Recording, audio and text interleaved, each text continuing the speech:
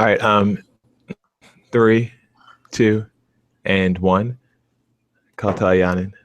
Welcome to another edition of Pro Talk Live. My name is Jay Urban, the host with the most, sitting here in the maestro seat. Let's kick it over to the sidekick. My number one sidekick, Dex. What's up, bro? You might want to turn your mute off. That might help as well. My mute wasn't on. Dex, the one here, the Robin to your Batman, the Millhouse to your Bart. You know, I'm here. I like that. The Meek Mill to my Drake. Is that what we're gonna? No, they're not like teammates. I'm like the Drake to your Lil Wayne. Hey. Okay, I like that. I appreciate that. Tyler God, which one are you? Which sidekicking for Jason? Which role are you gonna take care? Are you gonna be like a Poison Ivy or like a Penguin? If you are, let's say you're Batman, I'd say I was God.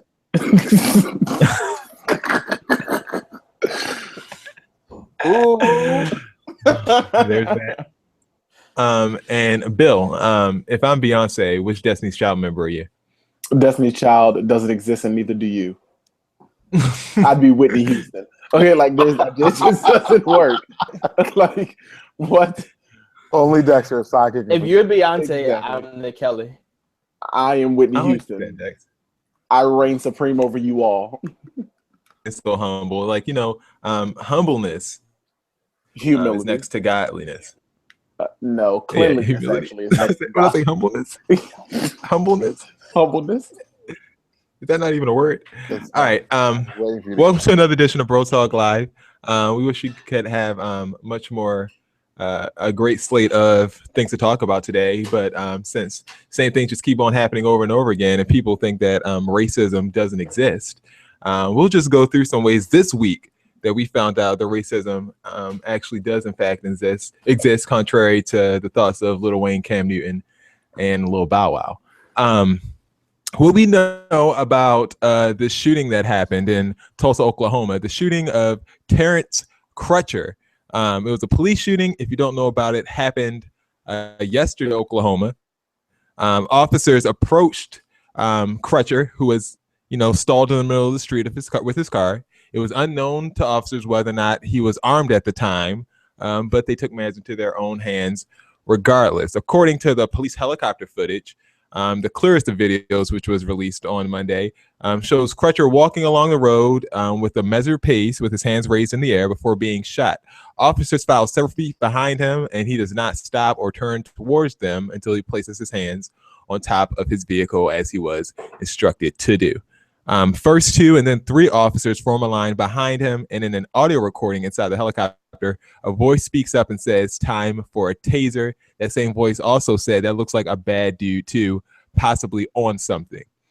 It remains unclear from the video what may have given them that impression, other than the fact that this was a black man, and his twin sister described him as a church-going family man, much different than the helicopter initially described him to be. With 3 officers standing in the line behind Crutcher and at least one more officer standing several feet behind them, the video shows Terrence's body falling to the pavement. Blood pools around his body, and roughly 2 minutes appear to pass before anyone checks on him. And at this time, the officers are huddled up, seem like they're talking to each other. Most people are saying about the story that they're going to try to fabricate about what happened here. Dashcam video also appears to show Crutcher's hands on top of the vehicle seconds before he was killed. The officer who ended up shooting him, his name is Betty Shelby. She was not the only officer to draw a weapon on him, and any commands she received from her bosses before the shooting are unknown. Her attorney told the Tulsa World that she believed that Crutcher was armed when she shot him. Of course. Officer Tyler Turnbow, who is also white, used a stun gun on Crutcher, according to police. The reason one officer drew a stun gun while another drew a handgun against the unarmed man remains unknown at this time, as does why he was considered a threat to the officers in the first place. And of course, as apparent as this is, a lot of people still, they claim all lives matter and everything else, and then they release stuff like this racist stuff on Facebook. Chris Vermillion said, "Better remember the last time blacks got rowdy in Tulsa, they all died. We don't play that around here. Protest all you want, but get out of hand and we will put you back in check real quick. This isn't St. Louis. A block of road here, you get ran over. Loot and riot, and you will join the fellas you're all protesting for at the local graveyard. Keep it civil. So with all that, I think we can all say clearly that racism doesn't exist. Another form of racism that doesn't exist is the coverage that we get for the crimes that happen to us. This is a picture of CNN's front page earlier today, and it even caused a reaction from one Susan Sarandon, the award-winning actress, saying priorities, because as you can see on this picture, you see a big and bold statement is over talking about Brad and Angelina. And here in this next picture, you will see where the actual unarmed motorist shooting was at on the side of the page at the very bottom, pretty much hidden and not deemed important by the website. So by that, we can also say that racism doesn't exist. Something else that happened today was an article that CNN posted about the wage gap between blacks and whites. It is nearly the worst in 40 years. Back in 1979, blacks were making an average of $16.07 per hour. Now in 2015, we're making slightly more at $18.49.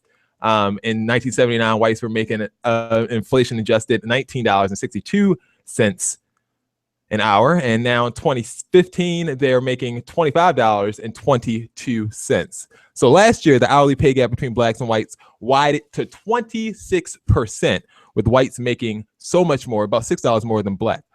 Almost 40 years ago, the wage difference between whites and blacks was 18%. So from 18 to 26% in just 30 years, and it's getting worse. Things should be getting better now. Studies have also shown that applicants with black sounding names like Jamal are less likely to get callbacks than applicants with names that appear white. Also, the skyrocketing incarceration rates of thousands of black men and women in the 1980s and 1990s who were pulled out of the workforce have since struggled to get back in, also causing this indifference in wages.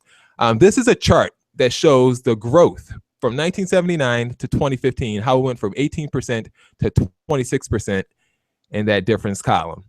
Attaining in higher education also failed to close the gap between black and white workers. A report found black men with a bachelor's degree or more and who had 11 to 20 years of work experience made 27% less than whites with the same level of education and experience. Black women with a bachelor's degree or more and 11 to 20 years of work experience were paid 10% less than white women.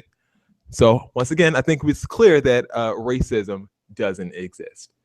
And last but not least, this happened at American University. All this stuff is just coming out this week. It's just ridiculous to me that people have a nerve to say that racism doesn't exist. Heard about that school for the Saints for these issues you're about to talk about. Go ahead. This happened at American University. Apparently, black women have been getting rotten bananas thrown at them. One student was said to have been in her dorm room on September 8th, minding her own business, when a group of white men forced her door open to throw a banana at her. According to the student, Nia Gray, she also lives on the same floor as the woman whose door was forced open, said that she found bananas outside of her door along with a crude drawing of male genitalia on the whiteboard hanging outside of her room. She demonstrates a black woman's strength as she states, quote, "I wouldn't let people drive me out, but it's kind of sad that this type of thing still happens." So with that, I think we can conclude that racism doesn't exist. Guys, what are your takes on, this week's, seems like, revelation of racist activity throughout America? What you guys think? I guess I'll start. So first of all, I read something earlier that said, isn't America fortunate that black people just want to be equal? We don't want revenge. And then I read something else that said, if black people were as angry as white people thought we were, they wouldn't exist. I really don't understand. I used to listen to my grandmother, who was born in 1930 in Columbia, South Carolina, talk to me about how, and I thought she was just mean. I thought she was just, and rightfully so, bitter about what happened to her growing up. I used to listen to how people would spit at her walking down the street and she couldn't vote, and like just crazy things, how she couldn't walk through the front door of establishments, and how when she took her children out, like on bus trips, they couldn't eat. She would always have to like make their food because they couldn't sit at the same counter as like white people. It amazes me that the country the very country whose economic structure was built on slave wages. So Black people literally were the economic structure of this country, and the thing that made this country succeed. Have the nerve to tell Black people and their descendants to be grateful for like being here and being amongst you people. You literally were a cancer in the world of genetics, and you have the audacity to like treat people the way you treat them. That is unacceptable. Like one day Black people are actually going to collectively get as angry as I am right now, because I am infuriated that it's accepted, that it's okay. And our people as a whole will be unable to articulate in words what we feel, and then the country will only then will the country understand. Only then. Like it is mind blowing, and I've kind of had it. Ty, how do you feel about the reaction of quote unquote all lives matters people, or people who don't support Black Lives Matter, but support other things that kind of just antagonize us?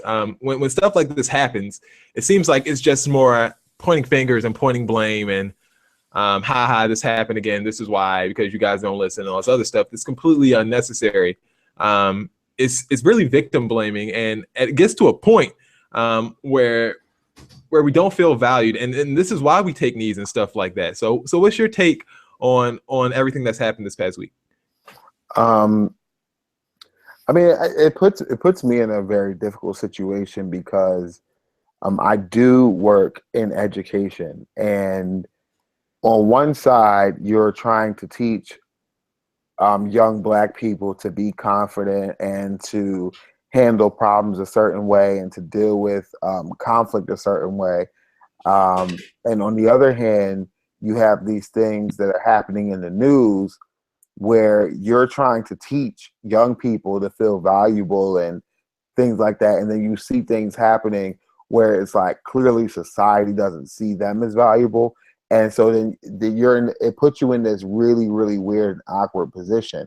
I ignore all lives matters people, because those people antagonize intentionally, and I think those people are going to draw us away from being able to make our sound decisions and handle things appropriately, because we get so caught up and so enraged in their ignorance that we're not being progressive. And so I definitely ignore any people who come out to say these stupid things, because like this guy who's like, oh, if you try to riot here, blah, blah, like only pieces of trash talk like that. And should I focus on trash when I have a whole generation of students and kids that I have to try to usher into a certain mindset that they don't possess already, and it's very difficult. So my focus is more on the youth and trying to grow them up in a certain way than it is to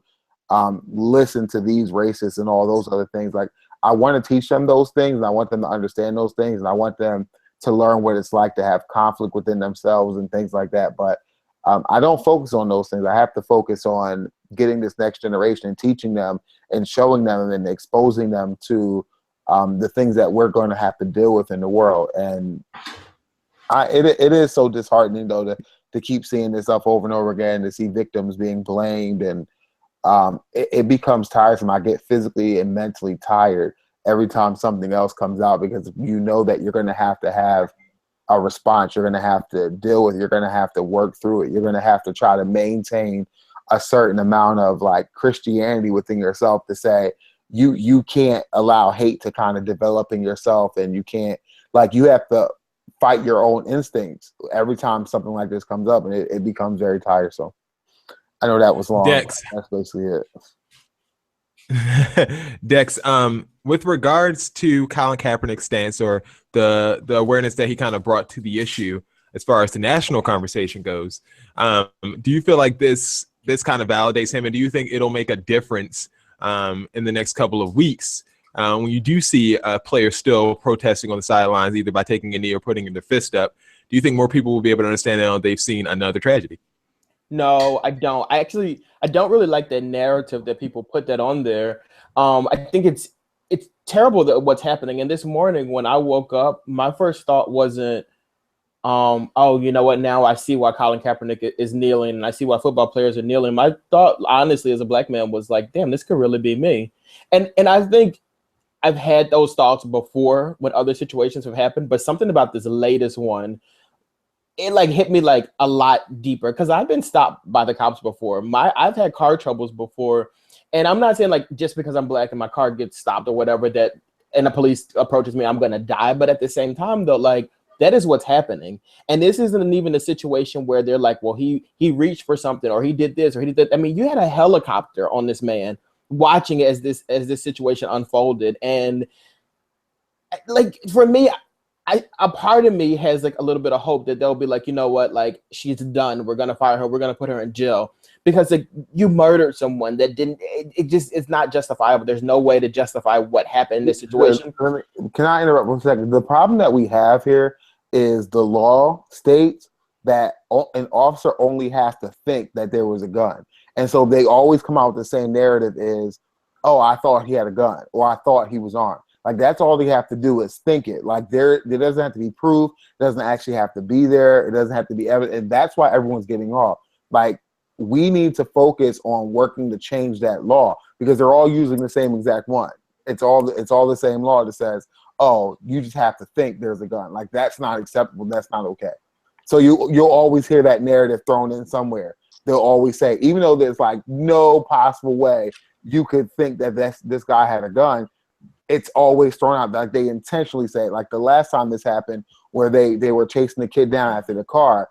Those officers, that even though they turned off their cameras, they intentionally mention, "Oh yeah, didn't he? I thought he had a gun, man." Like you'll hear them mention it on every single camera, on every footage, because they have to, because that's how they get off. It's really, really simple, and shows will get off. What I'm not understanding is you just had a man who was a terrorist who had a like 2-hour shootout with y'all.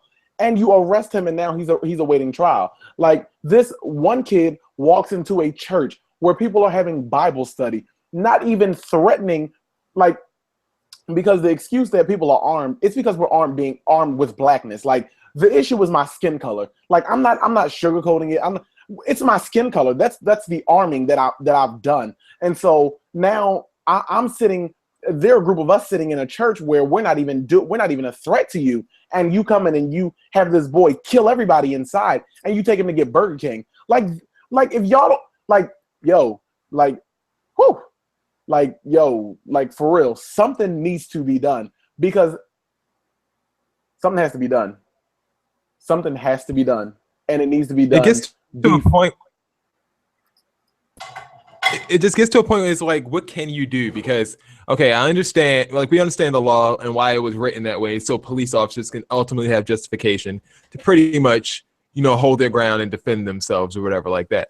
But fear is objective. So, like, I could be scared of a mouse and the next person can't. And if I kill the mouse, even though the mouse isn't a threat to me, I can say I'm scared of that mouse. But and be justifiable in that killing. So you're right. It does. Something has to change there. But how possibly your fear? The way they paint our fear of police is like it's a delusion. Like, oh, all y'all just fearing cops because y'all all ghetto thieves. Like, are you stupid? You think we're just making this up? Yeah. Well, you have to really think about it. And they say, well, we support our police. Our police are here to protect and serve. And they're right. They're here to protect and serve you. They're not serving us or protecting us. And so because they're protecting and serving you, you're on their side no matter what they do because they're protecting and serving you. They're not a threat to you the way they are to us. And so you can't understand that. And so for you to be able to side with us, you'd have to not only give up the protection that we don't have, you'd have to also have empathy with people that you really don't have that much regard for. And so that's the big issue. It's that people outside, not enough people outside of the Black community care enough to make this happen. And so we have to figure out how we're going to get laws changed, what we can do. Like people have to pay attention to their local elections. Like there are not enough of us. Like you see like the big presidential and mayor election, things like that, you see big turnouts. But when you have these city council people and all the people who make the decisions on the local level who can really do something about some of this stuff, those elections are like ghost town. You can walk straight up and vote within 30 seconds. Not 30 seconds, it takes longer than that to walk.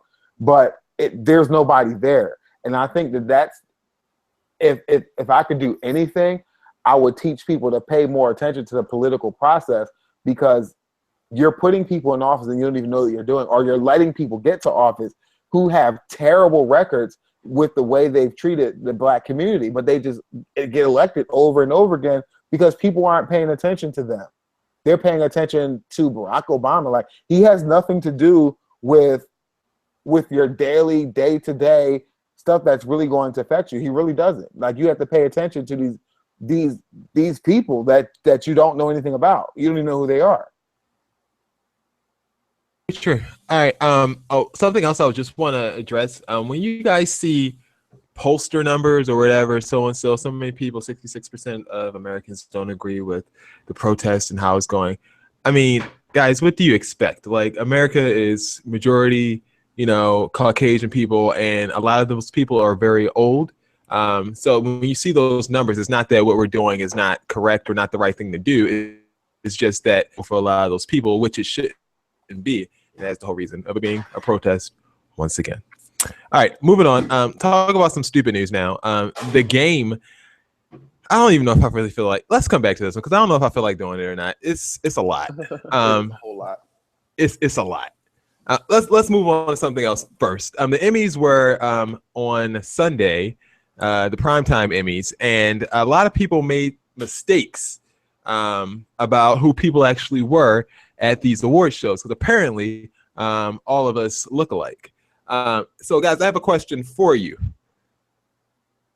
Jennifer Lewis, who is currently on a show called Black, is a legendary actress, who's on the Fresh Prince of Bel-Air and all these other shows. But E! News correspondent, her name is Sibley Scholes. She was talking to Jennifer Lewis on the red carpet after the award show, and she thought she was talking to Wanda Sykes. She said, "I love you, Wanda." And Jennifer responded, "I'm Jennifer Lewis. I look like her." That's not the only blunder that we had this weekend. Cuba Gooding Jr. was mistaken for Terrence Howard, or I should say the other way around. Terrence Howard was mistaken for Cuba Gooding Jr. By the Television Academy's Twitter account. And this Television Academy is the same people who actually vote on the Emmy Awards.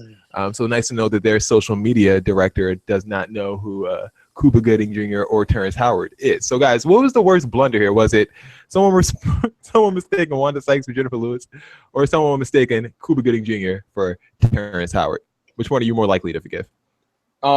First off, the Wanda Sykes one, that's unforgivable, because she was face to face with her and turned around, looked her in the face and said, "Hey, Wanda girl," they're like they were Wanda girl. Yeah, like they were best friends. And then she's like, I'm Jennifer Lewis. And then she was like, "Oh, come back up here and explain." Girl, you're on TV. You already made a fool of yourself. Then you gonna have her come up here and explain to you who she is. Like, explain. What are we explaining?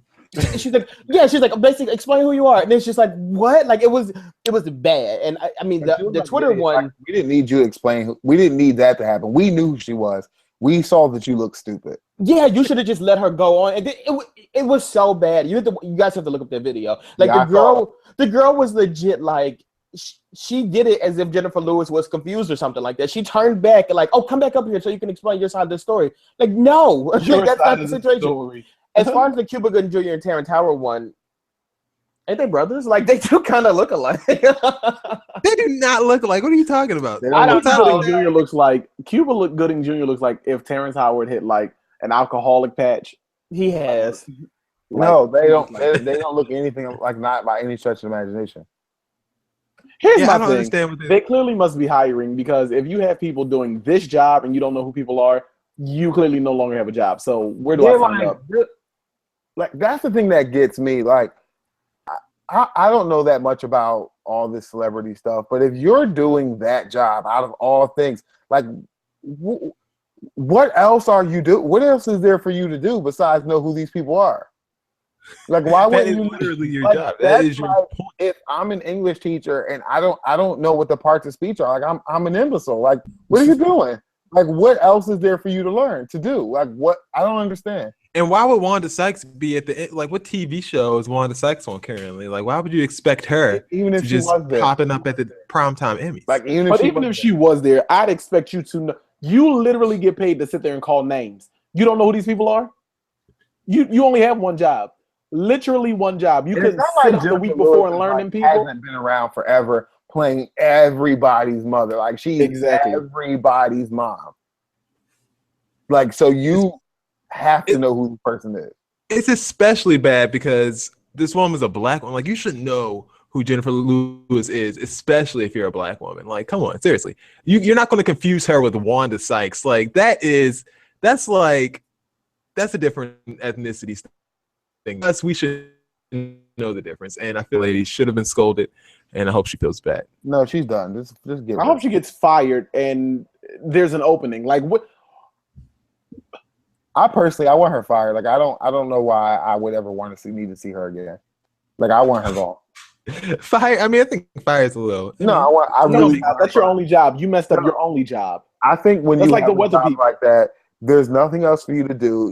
The incompetence and the embarrassment that you brought to your organization is a problem. It's time for you to go. Dex, you think she should be fired? I don't think so. Dex, what you think? Fired? Yes, fired. No, I don't think she should be fired. Like, you have no other job but to know people. You don't know the people you. They were gonna hire me in her place of her. Then absolutely get rid of her too. But like, if that's not the case, no, I wouldn't say fire the girl. I mean, there's a lot of pressure and stuff like that. So I kind of understand like how it could happen. Like, I do understand that. That's literally the only thing they're signing you a check for. No, but if you go into if you are a salesman at, let's say, Sprint or I don't know, Verizon, and your only job is to describe iPhone 7s to people, that's literally the only job you have. And somebody brings you a Samsung. If somebody brings you a Samsung and you're like, oh, this is the newest iPhone we have, what are you doing? No, what's your point? But look, the thing is, like, there's a lot of stuff when you're doing anything on like a red carpet, when you're working at Sprint or Verizon, whatever. There's a lot of things to remember. Like, I think a blunder could happen. I don't think a person needs to be fired because they made a blunder. Like, you messed up. I think you're embarrassed, and you should be embarrassed on national TV. Like, that's your punishment. Memes are going to be made out of you. You're going to get discussed on Bro Talk Live. You're going to get seats. That's what happens to you when you make a fool out of yourself. But I don't think you should get fired for it. I mean, all right, fine. Put her on paid administrative leave. like they do them cops after they shoot us. That's like they do them teachers. Well, all right, I'm an administrator now. I'm no longer I'm no longer offended by teachers. Press forward.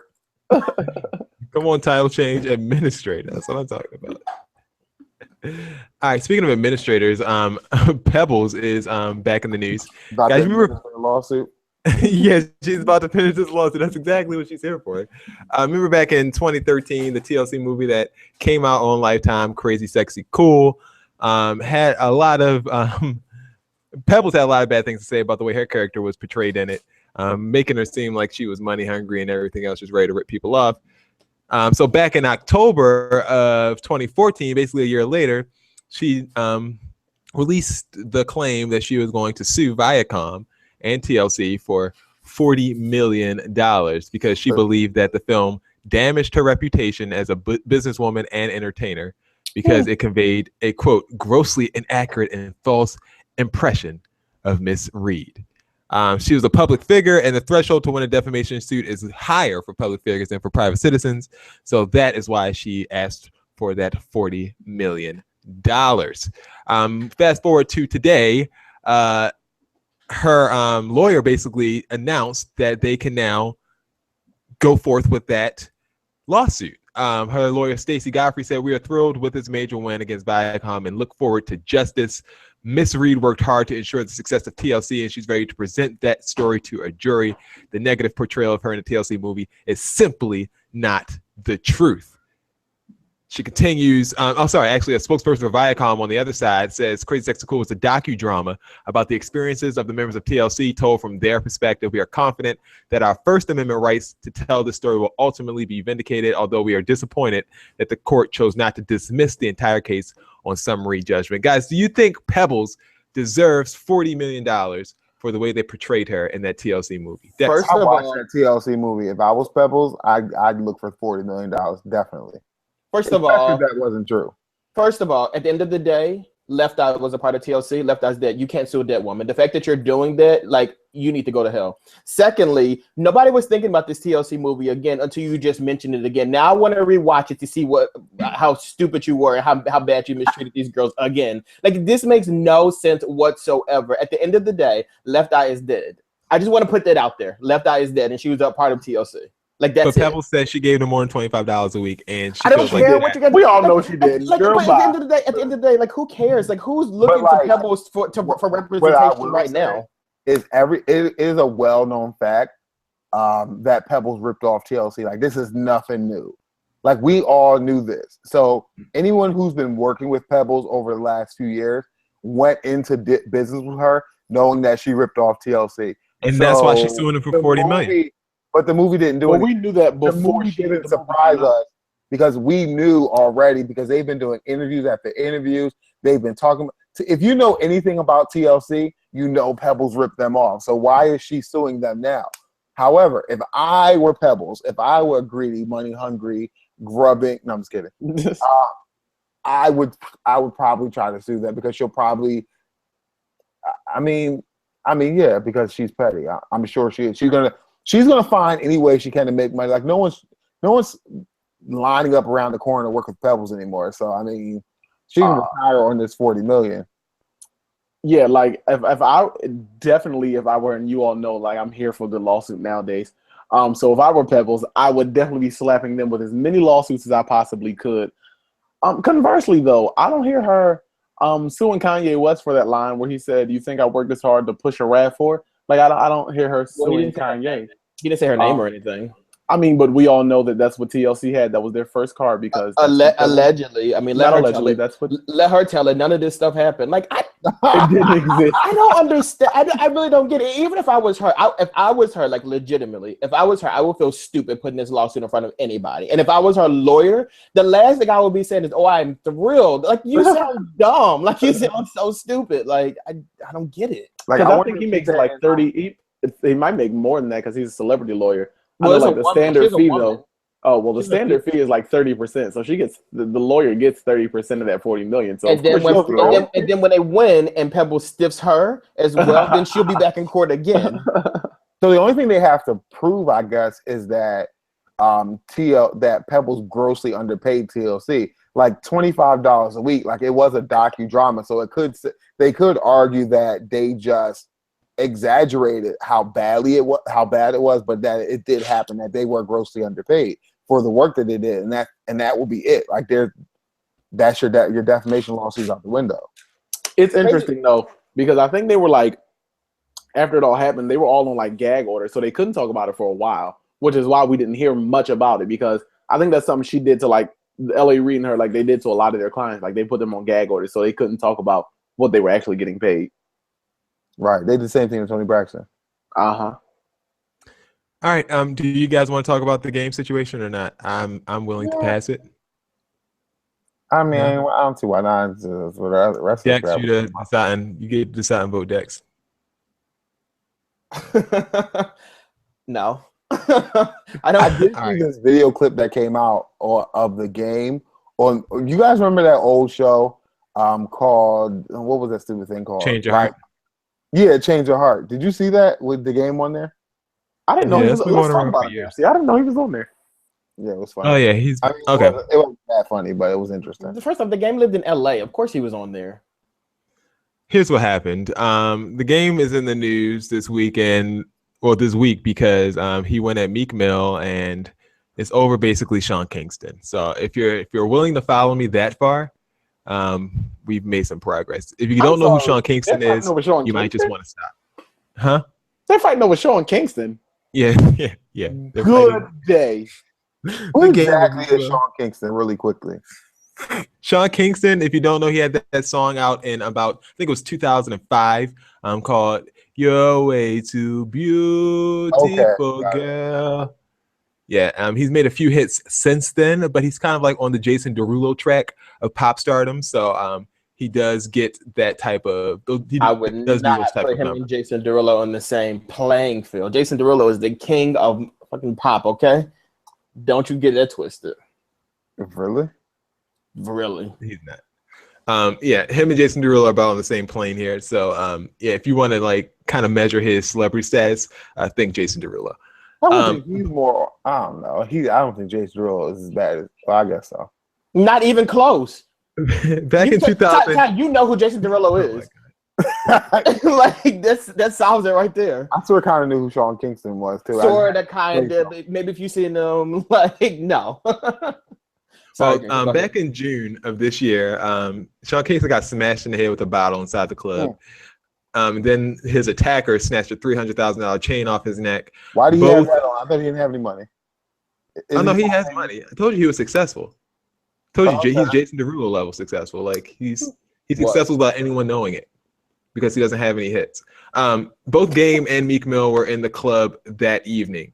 The Game believes that Meek Mill dropped a dime on him, and Sean Kingston people basically snitched on him and told them that Game or someone in his crew was involved in the heist. So that caused the Game, Jayceon Taylor, to release a diss track called 1992, where she talked about wanting to have sex with Nicki Minaj with his pool stick. He also alleged that Black China gave him head as he rapped the lyric, "Black China had the bomb Al Qaeda." He also threw shots at Meek Mill. Why do you come out Black China? What she do?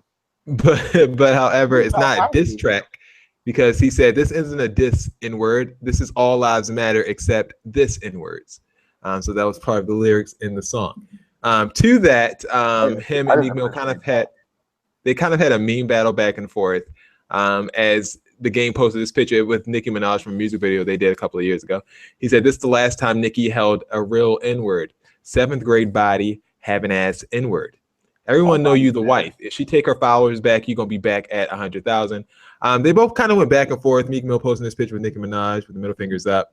Then the Game decided to post this Photoshop picture with E.J. Johnson holding hands with Meek Mill. And Meek posted this picture of the Game at a strip club that some people say is the Game, some people say it isn't. But allegedly it's from his time as a stripper down in Los Angeles. To that, the Game posted a picture of Meek Mill on a bike without a shirt on with another guy behind him.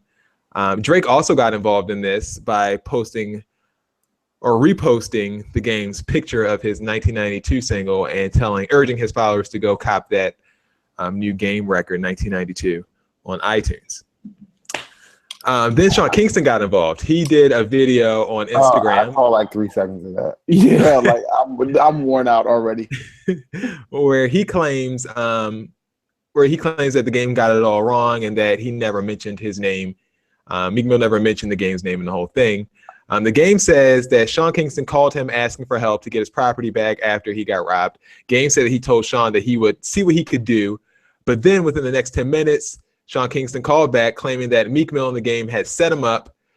Sean Kingston ended up suing the club, and that's when he got Meek on the phone with the detectives. And the Game says soon thereafter, detectives showed up at the Game's house wanting answers, and that is why the Game is so upset. But according to TMZ, a police report that they found on the robbery shows no mention of the Game or his real name, Jayceon Taylor.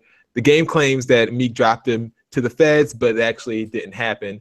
The attorney says at no time did my client bring up the Game during the investigation. In fact, Sean Kingston to date has not even spoken to any member of the LAPD regarding the incident. So, and the police officers also claim that they never sought out the Game for any investigations. A lot more people have gotten involved in this, including some lower tier rappers that I'm not really going to name, but they are gang affiliated, and they have decided to speak their minds on it. One of which claiming that there needs to be blood in order for it to be real. Good day. Oh, okay. Good day.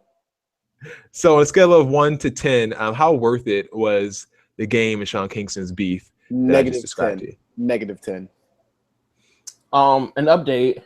TMZ actually did catch up with the Game today, and he said, you know, based on the shooting of Terrence Crutcher. Like he feels like it makes him look dumb and bipolar to be beefing with another African American man. Because someone got shot yesterday.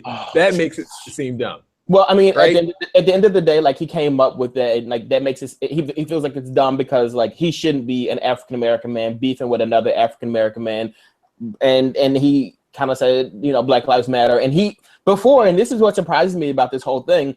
Like a couple weeks ago, The Game and I want to say it was Snoop Dogg. It was Snoop Dogg. Yes. Yeah, like they were holding like press conferences and everything like that about like Black lives actually mattering and all this other kind of stuff like that, and putting it into hip hop beef. And then to see him in this and like doing all this, it was like disturbing to me. So like that's the one reason why I really didn't want to talk about it. But you know, his statement today, it's kind of like, okay, you do see how stupid you did look, but at the same time though, do you see how bad this whole thing turned out to be? And I'm not talking about the whole like Game and Meek Mill part of it, but like Will mentioned the Gilly the Kid part of it, like stuff like that. To go on a camera as a Black man and say like this beef isn't real unless somebody dies, like that's a problem. They got stitches. Yeah, I was the one who set up the shooting or whatever at the game. Like stuff like that is the problem. And like this hip hop beef or whatever, it's all fun and games. It's a joke. It's something to laugh at. It's the memes back and forth.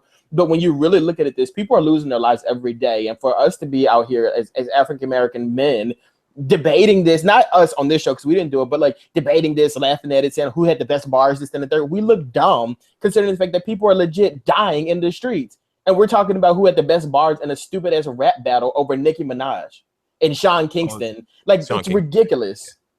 I'm trying to figure out if y'all supposed to be getting so much money, why y'all stealing each other's stuff? Like y'all for real thieves?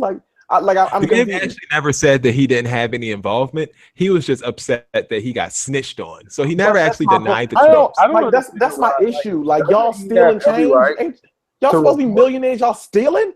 How you look? You look dirty. Like you look like a dirty thief. I hate it. Like you dirty. All y'all dirty. Y'all stealing from people. I don't want to hear nothing. Oh, I get money. I got my Rolls Royce. You don't get nothing. You a thief. You a dirtball. Like goodbye. And I don't want to hear nothing about Black lives and we Black men. Shut up. You stupid and you dirty. Shut up. Like I'm confused. Like, so does he not have the right to report to the police that he was beaten and robbed? Like, am I confused? Apparently, that is against the street code. Like, you can't. If someone snatches your chain, you're supposed to go get it back without police involvement. Apparently, nobody's supposed to be snatching your chain. That's so.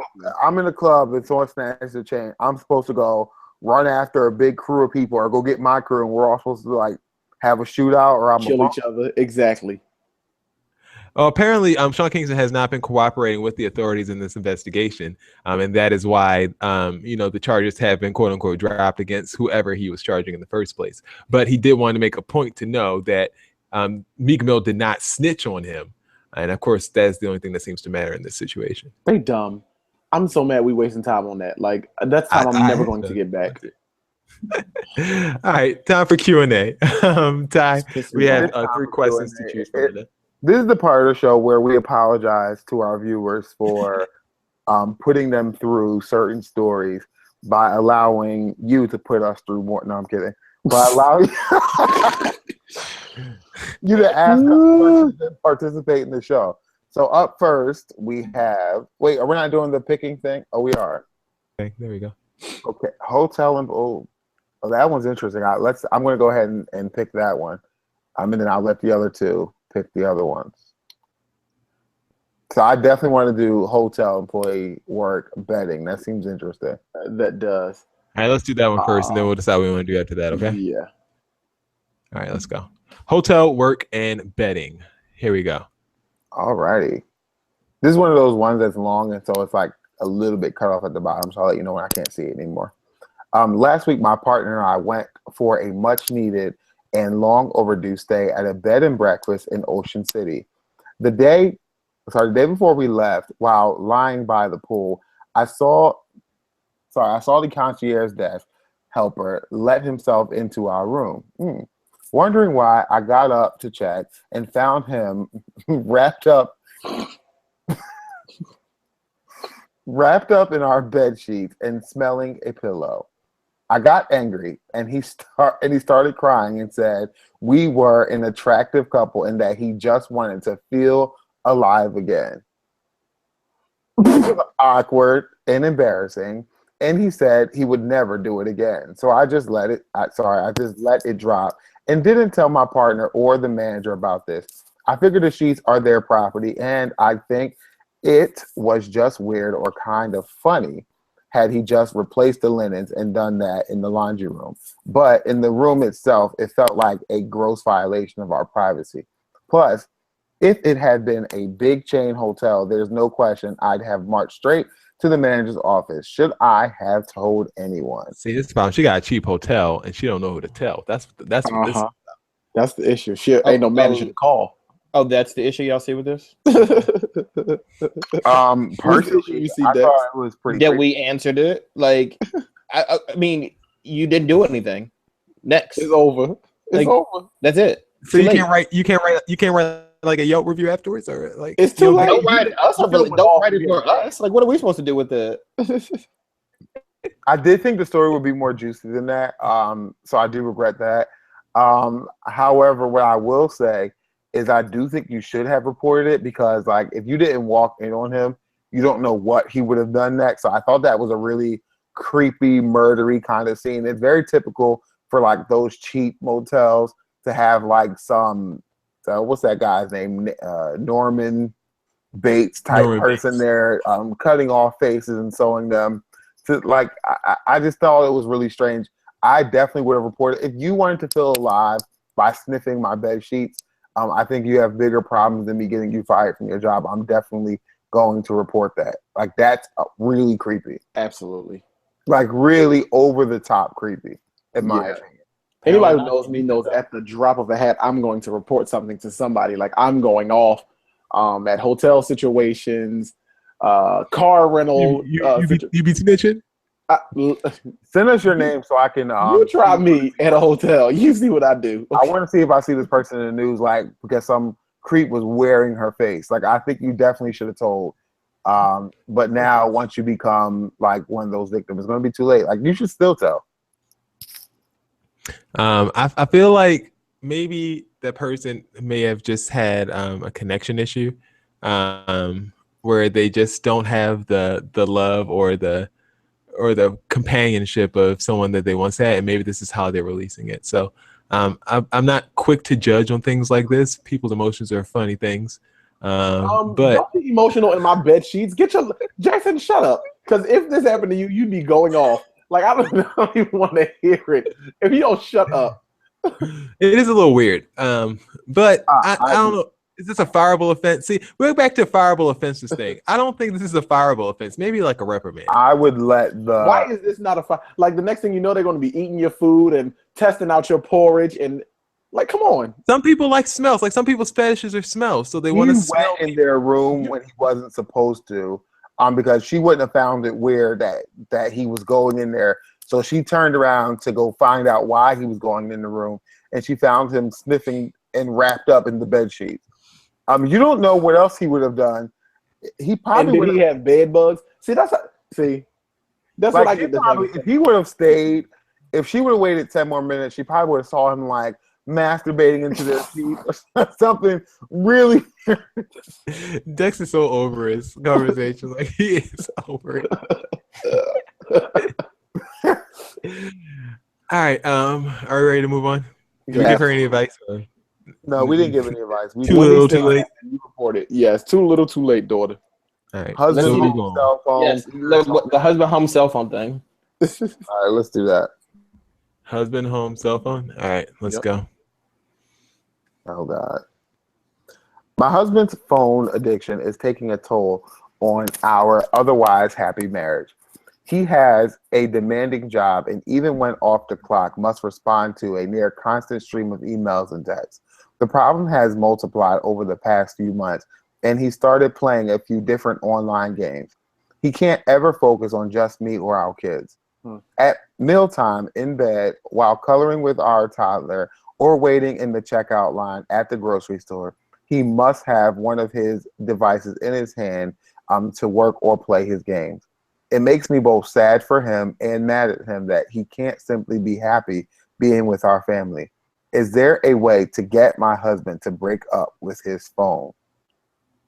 I'll start with this. You just have to say it. Maybe you probably already have, but you really got to let them know that this is an issue. Like I've had this issue before, and I've been pulled to the rug. Like, look, this is a problem. Like when we're out, we're out. Like you can't be on your cell phone no matter how busy you are with XYZ. Like this is our time. Like you're not wrong for saying that, and there's no reason why he shouldn't understand that. Like you need to call him out. And like when you're spending time with your family and stuff like that, with your children or whatever, like that's your family time. Put the phones down. Like you even set an example with yourself and say, look, I'm putting my phone down too. Like, I don't think you're wrong for having an issue with that. I think you just need to say something to him about it. This is a 2-tier. Like I have a follow-up question. So like, does he make enough money to pay all the bills and you don't have to work? Why would that matter? Because if that's the case, you either let him get that phone in his hand or you go get a job. So because he's paying all the bills, so because he's paying all the bills, she doesn't, as his wife, deserve his time? Well, it's a question. I don't know whether or not. No, but that's a question to you. Like, if he's making enough money to pay all the bills, as his wife, she doesn't deserve his undivided attention when they're out together. My money is this attention. If me and you went out, light bill. How about if me and you went out ribbon on the gas? How about I put a ribbon on the hot water? Like, if me and you went out to dinner together, right, and you were paying for it, that means you could just do whatever the hell you want to do, and I'm just supposed to sit down and look at you? Absolutely. Okay. I'm paying for it.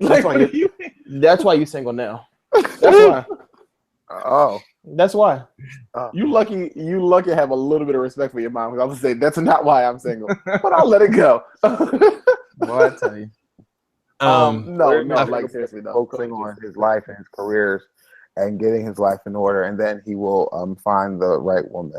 What woman is going to sit there and deal with that? If a woman deals with you, or is it a woman that's dealing with you? See, if a woman deals with you, then certainly there's one for me.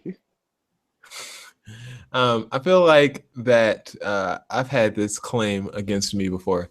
I feel like sometimes though, sometimes you need to fight fire with fire and realize that you're not always the one in the wrong here. So I feel like there's checks and balances, and you're on live TV right now. I know. And I'm hearing what you got to say. And the checks and balances come with checking each other. So if you are on your phone, you put your phone down, and at any point throughout that night, your significant other picks up her phone, that is when everything she said is null and void. Because if she's not paying as much attention to you as she wants you to pay to her, then all of this is null and void. You both have phone addiction problems, and it's not right for one person to call one person out without both of you guys taking a serious look in the mirror and figuring out what you need to do to be better. I mean, one part that I do agree with is not the only part, but 9 times out of 10, you probably do both have a phone addiction. It's just like there is a time where you're not on your phone. It's just that when they're ready to talk, you're on your phone. When you're ready to talk, exactly, they're on their phone. It is something that you guys have to talk about because it can become an issue. Like, I don't know. Phones do become an issue. Like, it does come up. Like, oh, you're on your phone. I'm talking to you. You're not paying attention. Like, and that does go both ways. So it's not just women doing it to men. It does go both ways. So it's just a conversation you need to have. You respect each other. Maybe you could set aside time and say, this is the no phone time or whatever. You can work something out. I'm sure. I have confidence in you guys. Be happy. And shout out to Shakima for telling me to take my microphone out my picture. She ain't like my microphone over here, so I had to put it down. Yeah. All right. So those are the Q&A questions. All right. Time to move on. Todd, do you want to tell them where they can submit their questions? Absolutely. On BroTalkLive.com, send your question. They'll come straight to Jason, and Jason will give them to me. He's my filter. There we go. Not much of a jizza time this week, but I do want to tell you about some things. We talk a lot about the bad things that are happening to African Americans, but this is time for some good news, and this is the TV guide. A lot of new Black TV shows and movies are coming out in the upcoming months, or if they haven't already started. A couple of which have received some great news this week. Donald Glover's Atlanta, which also comes on at the same time that we air our show. I promise you that you should DVR this show and watch us live. But Atlanta has already been renewed for a second season after only 3 episodes being released. Tracee Ellis Ross was the first Black lead comedy actress nominee in 30 years at the Emmy Awards that happened this Sunday. And Queen Sugar has actually been getting some great reviews for people all across television. Some other things that are happening in television include a new show on Fox called Pitch, which shows what it would be like for a Monet Davis-like female to play in the major leagues. Netflix has acquired a young Barack Obama movie called Barry that they're going to put out next year. And the new Jumanji movie features Kevin Hart and The Rock, who seem to be a tag team at this point for every movie that they do. So yeah, shout out to all the... What you did there, tag team. Yeah, you like that? Like a little reference guys, which have you seen? Which are you looking forward to seeing out of this list? Are you happy for the black actors getting jobs out here? I am. I'm completely happy for the black actors getting jobs. But Jumanji was like a classic for me. I don't know if I'm here for them in Jumanji. I'm still going to see it because, you know, but I just seeing Kevin Hart scary is pretty funny. So I think it's hilarious. But yeah. Jumanji wasn't like Jumanji wasn't the best movie in the first place. Yeah, I don't understand why people keep saying Jumanji wasn't that serious. Like, it wasn't like this great body of work. People legit keep saying like, Jumanji's like a classic. They're gonna mess up a classic. It's not really much you could do. That movie really wasn't that good. There's a lot of movies people say, "Oh, this is a classic," like The Indian in the Cupboard. Just because Robin Williams is dead does not mean all his movies were like classic. Let's not get it twisted. The coolest thing about Jumanji was that board. That board was pretty cool. Like the whole. You can very much confidently redo Jumanji and not make a big deal out of it. Like, thank you. It was. I just feel like it's going to be a comedy, like a. What's that? Nobody gives a rat's ass about that movie. Like, it wasn't that serious. Like, I'm people in there like, oh my god, they're gonna ruin that. They're gonna fuck it up. Like, shut up. The Jumanji stands out here getting at them. Yeah, like you haven't watched that movie in 20 years. Like, shut up. I'm really excited for that Barack Obama Netflix movie, though. I think that's going to be good. Yeah, I do. Show his upbringing and everything else. So I'm actually looking forward to that. And that Pitch show on Fox might actually do pretty well too. But Atlanta seriously is like the best show on television right now. Yeah, I was about to watch that last night. Also, Fox is also I'm releasing Lethal Weapon 2 as a series with Damon Wayans playing the lead role in there, or Keenan. One of the Wayans brothers is playing like the lead role in it.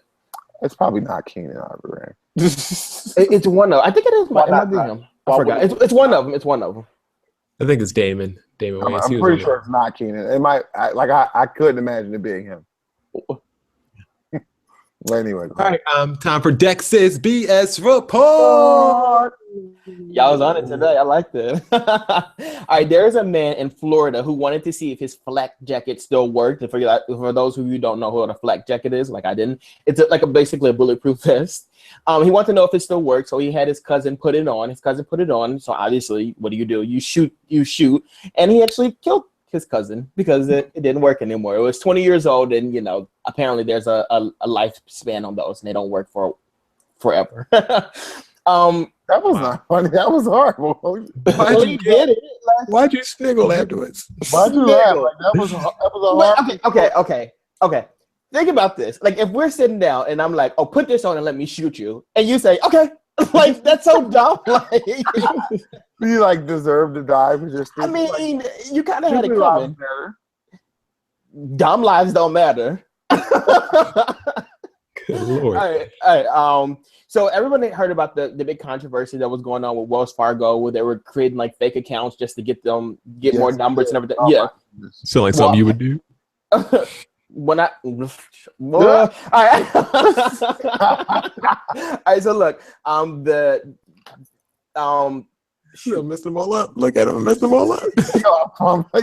Bank of America is actually making headlines now. They actually believe that we are actually in a matrix. They don't think that people are living their everyday lives. They think we're living a simulated version of what's really happening in real life. They actually said this at an investors meeting, and a lot of people thought it was some type of joke to kind of reveal something bigger, but absolutely not.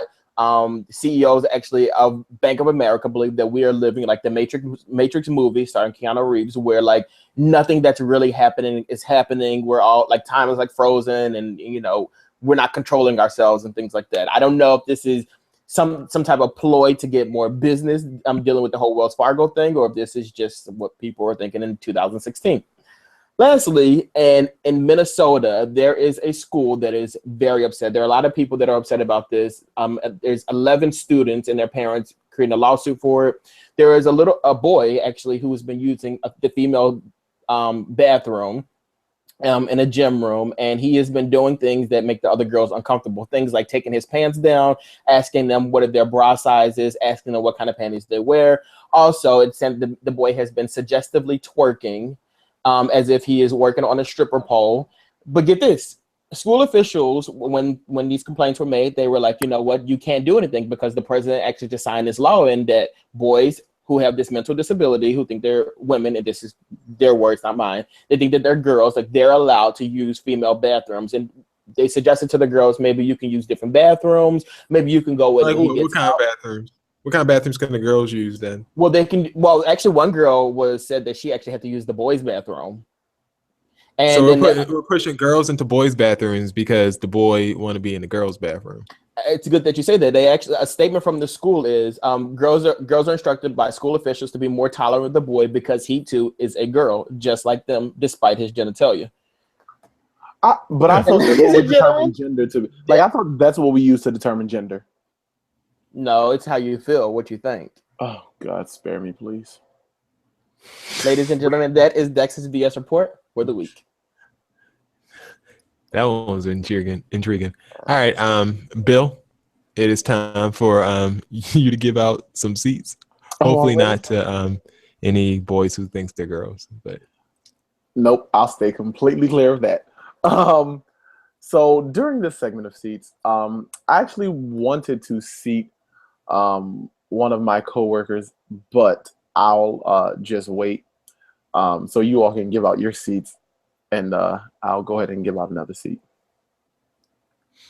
Dex, what that hat say? Let me see. Oh, this one says Jesus paid it all. Because of what I like to do is Chinese. Because what I like to do is put a lot of things on the prayer line because you have to do that. And my next seat is something that I had to put on the prayer line. So I thought that was like Chinese writing for a second, but I see it now. Okay. All right, it looked good. So I had a situation where I probably shouldn't be giving out the seat, but whatever. At work, I company Wi-Fi. I submitted some information to one of my coworkers who came to me. I legit just got a text said you shouldn't be saying this. So anyway, I submitted information to one of my coworkers. So they can do what they needed to do with the information. I went over to them and I talked to. I got it. I sent it to them as soon as I got it. They're like, "Okay, let's meet on Monday." I'm like, "Okay, Monday's perfect," even though today's Friday. So Monday was a busy day. So, but when I finally got around to them, I'm like, "Okay, here's the stuff." And they said, "When do you need it back?" And I said, "Oh, I need it back right away. I mean, my meeting is Tuesday." And I was told it was what? First off, you come in here with this stupid presentation. You had me do all this stupid stuff on there. And then you come and ask me to have it to you on Monday. That is so irresponsible of you. You need to be way more responsible than you've been on this. This is what's said to me. And I'm just looking like, wait a second now. Are you talking to me? So long story short, the person, after the whole ordeal, like I checked them, like got my, like you said what I had to say or whatever back as well. And now the person wants to be my best friend, speaking to me, talking to me. It's like, don't talk to me. Like you're done. Our relationship is done here. Well, apparently today, over the past weekend, the person's animals, 2 of them, passed away. So they came to me and apologized today and said they were under a lot of pressure and stress because their animals were dying. You're going to have a seat because I don't care what's going on in your personal life, but you don't bring that to me. That's it. I hear that. I had that same issue not too long ago. So both of your animals died at the same time? Well, they had 3 and 2 of them died. Damn. Sounds like neglect to me. 2 of them died. What is it like, Ty? Neglect. They should go to jail. There should be an investigation. That's crazy. Like, what are the odds that both of them? That's terrible. Really bad odds. Don't bring your. Someone needs to look into that. Don't go off on me and then bring your personal revelations to me. Like, that's supposed to make a difference. I don't. Yeah, that's not my business. First of all, it's not my business at all. That's your business. Yeah. Anyone else have a seat? Because I mean, really briefly, I can. Like, ever since I was a kid, people said like, "Oh, you're gonna be like a grumpy old man because of the way I act." And I feel like with my new job, I really am becoming a grumpy old man. Like, are you shocked? Becoming?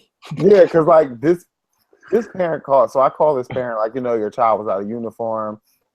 This is just like a warning. I'm sending home a letter. She's like, I bought her those shirts. I'm like, yes, you are the one I'm calling. You know that it was wrong. Why would you blurt out that you bought this? Who the hell do you think I thought bought it? Like, I was so confused. And so it's becoming very difficult. And the reason why I say I'm becoming grumpy is it's becoming very, like, I used to be so diplomatic where I could like make you feel right, but then tell you, like, I'm becoming so shorthanded with these people because like that's the stupidest thing I've ever heard. Like, of course you bought it. That's why I'm calling you to tell you to buy the right one because that one was wrong. Like, I don't understand. She's like, I bought those shirts. Like, oh, okay. Does that make it okay? Oh, since you bought it, it's okay now. No, it's still not okay. I don't care. So did she say she was going to buy some new ones? She did come the next day. The child came the next day in uniform. So I was happy about that. But I just like this. It was so stupid. Like, why did you tell me that? Was it way out of uniform, or was it just like the wrong color? Like, we literally had on a t-shirt. Like, why would we be able to wear that? Like, if I can't come in a t-shirt, neither can you. All right. I mean, I guess that was my seat for the parent. I just really wanted to get that out, actually. Bill, you got something? Nope, because it's going to be a white supremacy thing, so I'm just going to let it go. All right. Don't forget, check out those wonderful shows and check us out. Tell your friends about us. Like our stuff on Facebook and be sure to share it because those really affect our numbers in the long run. Thanks, everybody, for supporting the Young Thug video. If you haven't, make sure you go to Bro Talk Live on Facebook and go to brotalklive.com for our archive and more episodes and bios and all that good stuff. This has been another edition. Do you guys have any shout outs or anything else you want to get off your chest before we leave? I do. Dex, I really like that hat. I legitimately really like that hat. Thank you. Yes, I do. Dex, you got baptized this week, right? I've been baptized, sis. God. Oh. For Will, for Ty, and for Albertina Walker here. This has been another edition of Bro Talk Live. We will see you next week.